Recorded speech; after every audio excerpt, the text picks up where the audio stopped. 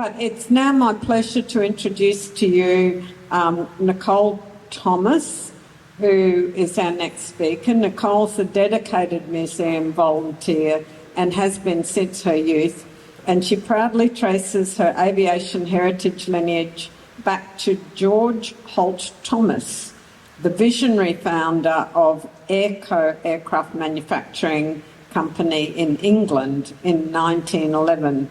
Her grandfather, George Harold Thomas, who began his career as an apprentice to Charles Kingsford Smith, was also a prominent figure in Australia's aviation history as one of the pioneering early birds. He is most well known for his unique collection of Australian military aircraft, engines and artefacts, and the museum he founded in 1967, the Camden Museum of Aviation. As chairperson of the Camden Museum of Aviation Foundation, Nicole has managed the private collection and the team of dedicated volunteers since 2008. Nicole has significantly contributed to preserving cultural heritage in Australia. Her career spans over 30 years as a professional heritage consultant and advisor to government, corporations and private collectors. She's a founding trustee of the Ulva Memorial Community Trust, serves in an executive capacity on several other committees, and has been the Aviation Museum's National Network President since 2022. Nicole, thank you.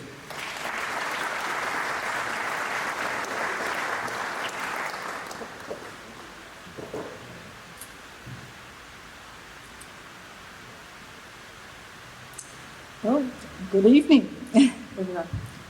Firstly, I'd like to congratulate the Queensland Air Museum and its dedicated volunteers, members and supporters on this 50th anniversary celebration. And also a thank you to Gary Hills for inviting me as your guest speaker and tour guide tonight.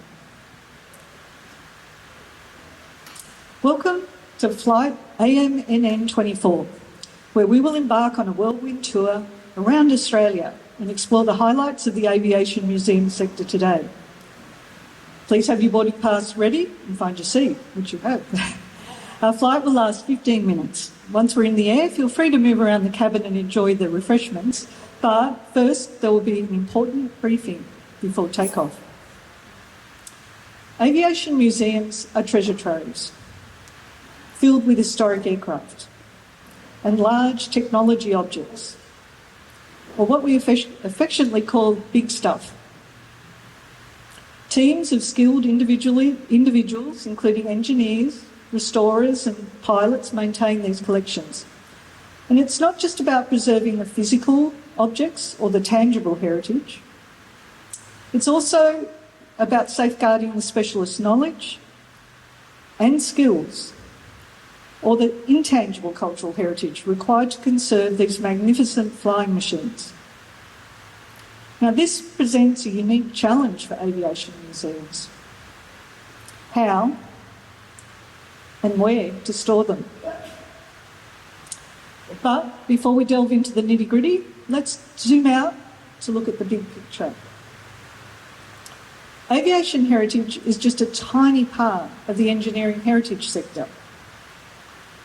Among the thousands of transport heritage organisations, only a fraction, about 1%, are aviation related. Now, where do you find this elusive aviation heritage? Well, some of it resides in 10 of the national and state-based institutions. The majority is managed by 43 smaller, independent, community-based museums scattered across the country. Over the last 60 years, these grassroots organisations have played a vital role in preserving over 80% of Australia's significant aviation history. Enter the Aviation Museum's National Network, or the AMNN. Established in 2008 to represent these independent museums and provide a platform for collaboration and advocacy. Beginning with 6 founding members, The network has grown as a peak body to include 18 museums, and we're working on getting more. The AMNN adopted the iconic Vickers Vimy for its logo, one of Australia's most historic aircraft. Its $4 million restoration was completed at the end of 2022, and it now sits proudly in a new exhibition space at Adelaide Airport. An interactive map of all our aviation museums around Australia is available on our website, www.amnn.com.au, along with a downloadable brochure of the Aviation Museums Trail. Now, that concludes the pre-flight briefing. Hopefully we haven't lost anyone yet. Please note that the exits are now closed, so there's nowhere to escape. So fasten your seatbelts and prepare for takeoff. As we reach our cruising altitude, we have some light in-flight entertainment, a fascinating lesson on museology. Heritage philosophy today encourages a democratised approach where everyone, academics, museum experts, engineers, historians, professionals and volunteers alike, all get to have an equal say in what constitutes our heritage. This philosophy also guides how we interpret heritage, defining it as a cultural process shaped through the lens of memory, identity, experience and community. Museums have responded to changing social values by creating inclusive environments that represent greater diversity in culture, gender, age and ability. Recognition of Indigenous culture in aviation has become an important focus. A great example is a beautiful painting by Kakatha women that forms the backdrop to Sam's Woomera rocket exhibition. We also see the diversity of Australia's migrant culture represented in Australia-Dutch Connections, a temporary exhibition in the Ivor Hangar at Albury. Representing gender diversity is also important. Darwin Air Museum have produced the Women of Aviation exhibition, while QAM launched their Women in Aviation initiative last year.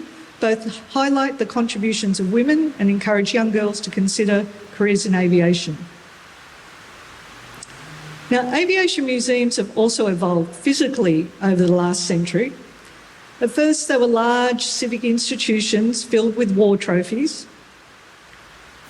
Then by the 1980s, as we saw before, wreck hunters had gathered and neglected old aircraft and relocated them into old metal sheds to create informal grassroots communities that founded the impressive aviation museums we see today.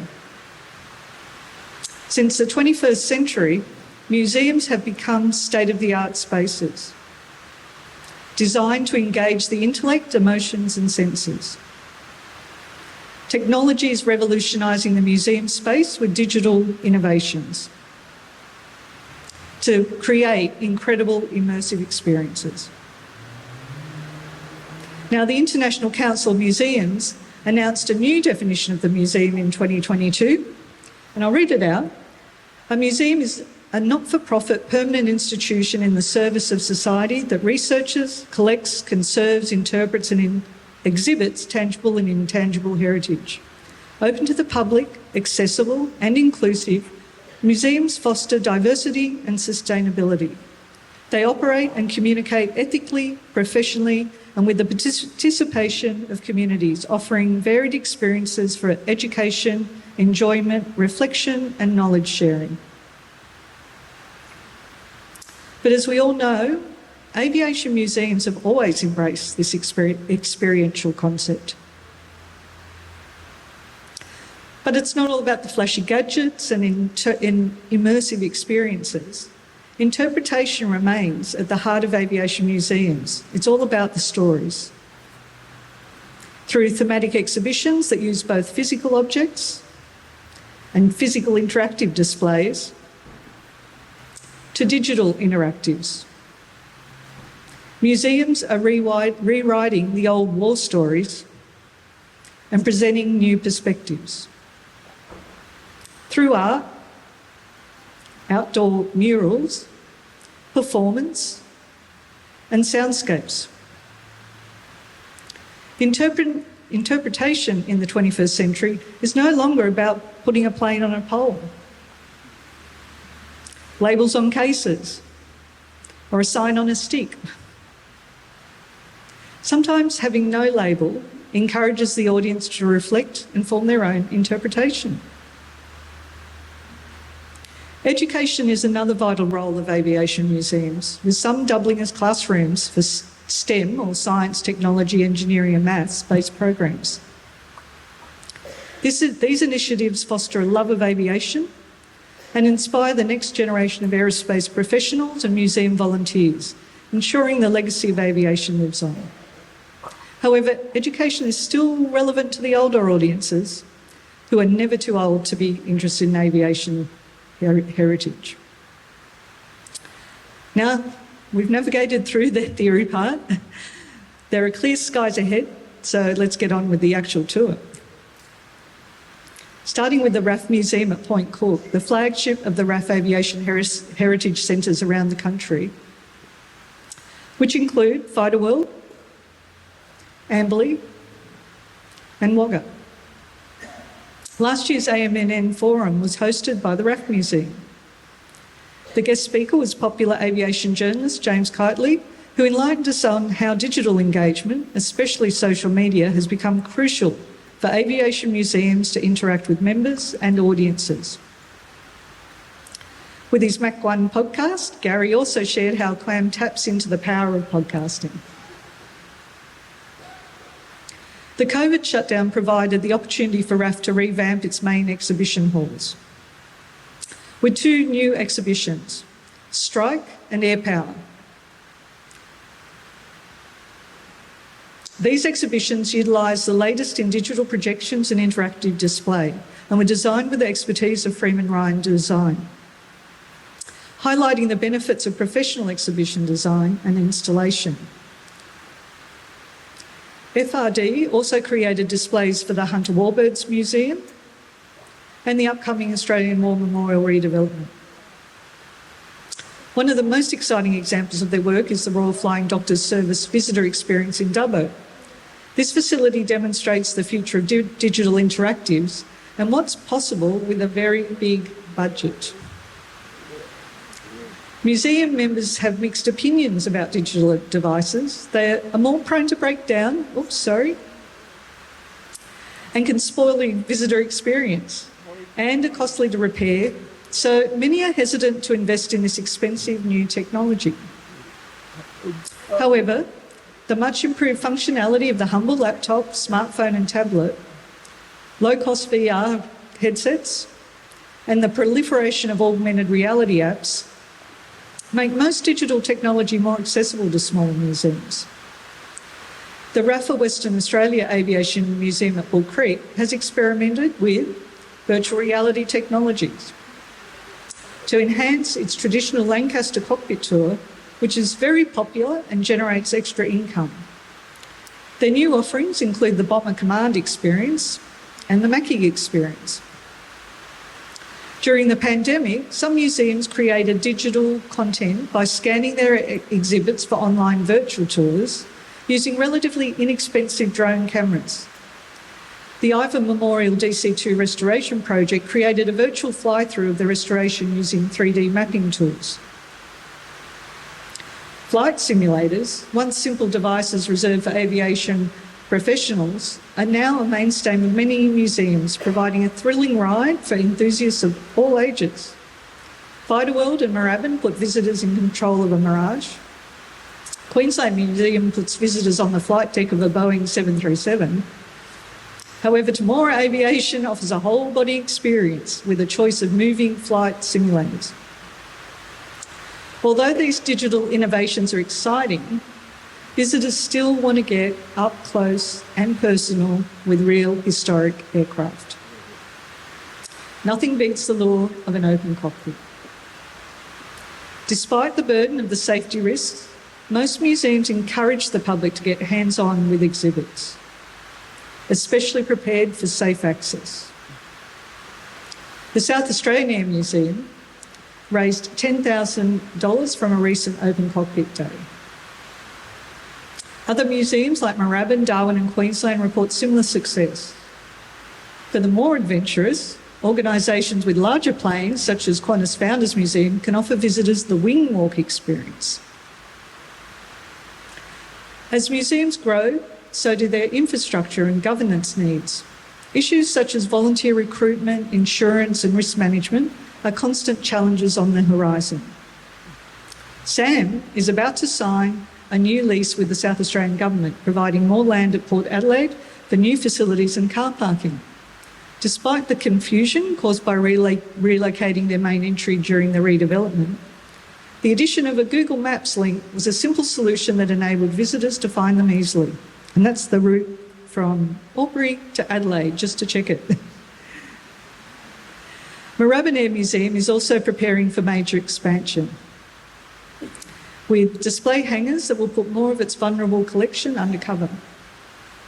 Far North Queensland Aviation Museum at Mareeba has a long-term vision, but they have no issues with finding space to grow. By providing an engaging and unique environment, aviation museums can capitalise on the growing interest in heritage tourism. Collaborating with tour operators, local businesses and other cultural organisations can enable them to create events that attract thousands of domestic and international visitors. A large hangar surrounded by historic aircraft provides a memorable backdrop for a special event. Aviation museums can offer a unique venue for functions, corporate events, weddings and shows. Darwin and Western Australian museums have hired out their hangars for private dinner functions. QAM has hosted fantastic gala events such as opera and jazz in the hangar. This inspired the IVA DC2 group in Albury to host their opera in the hangar. Even their car club events and family open days can attract sizable numbers. Aviation museums often forge partnerships with each other, councils, corporate sponsors and peak bodies to secure more long-term funding for exhibitions, events and infrastructure projects. Airways Museum in Essendon partnered with Air Services Australia and Canberra University to support the Heritage of the Air project. The Rathmines Catalina Association at Lake Macquarie also highlights the role of community collaboration. Historical societies, veterans organisations and the Air Force pool their resources to commemorate their shared history of the Catalina. One of the most popular ways to increase a museum's profile and revenue is by hosting and promoting air shows and fly-ins. The public's opportunity to see, hear and smell these historic flying aircraft in action is a rare thrill and will draw people from all over the country. Collaboration amongst all the museums with flying birds and private owners is a great way to showcase these valuable historic aircraft. Volunteers play a crucial role in running these larger events with their passion, commitment and expertise, which also underpins the sustainable operation of most aviation museums. However, recruiting and retaining volunteers can be a constant challenge, particularly as demographics shift and competition for volunteer opportunities increases. To foster a vibrant and engaged community, museums invest in their volunteer communities by creating a welcoming social environment, and in return, volunteers ensure that the legacy of valuable skills and knowledge is passed on to younger members. Governance issues, including work, health and safety, director liability, disaster management and public liability, are increasingly important as organisations expand in size and complexity. One of the downsides of growth. A pressing issue for many is the rising costs of insurance. The AMNN is negotiating with the National Historical Machinery Association, a peak body for operating heritage with over 10,000 members, to access a much reduced rate. One museum's premium has dropped from $8,000 to $1,000 annually. So, as we approach the end of our journey, we'll begin our descent in through the cloud, the home of digital collections. Online collection management systems offer a wide array of commercial operation options for cataloguing collections. While some have explored the idea of virtual museums, they will never replace the real thing. Public online platforms such as Victoria Collections and Storyplace New South Wales are an important way to share images and data about their collections, making them accessible to a global audience. However, platforms like Trove, hosted by the National Library of Australia, support museums to digitise their archives and images and then upload them to the cloud for public access. As we prepare for landing, I'd like to update you on the AMNN plans for a project that is set to reshape aviation heritage in Australia. At last year's forum, the idea of a peak body was raised, an organisation that represents everyone engaged in preserving and promoting aviation heritage in Australia. Soon we'll be conducting community meetings with organisations, clubs, online communities, private collectors and avid enthusiasts to discuss the idea and ask for their feedback. Keep an eye out for that progress. As we complete our whirlwind tour, I'd like to close by saying that the future of aviation museums lies in their ability to adapt to changing visitor expectations, embrace new technologies, and find innovative ways to generate revenue. Although the sector is relatively small, relying heavily on volunteers and local communities, it is a vibrant and resourceful one, and clearly on the radar of the mainstream museum sector. And spoiler alert, there's more exciting news to come. And that brings us safely to the end of our journey. The wheels have touched down and it's a perfect landing. Thank you for joining me on flight AMNN 24. Relax, enjoy the rest of this fantastic evening.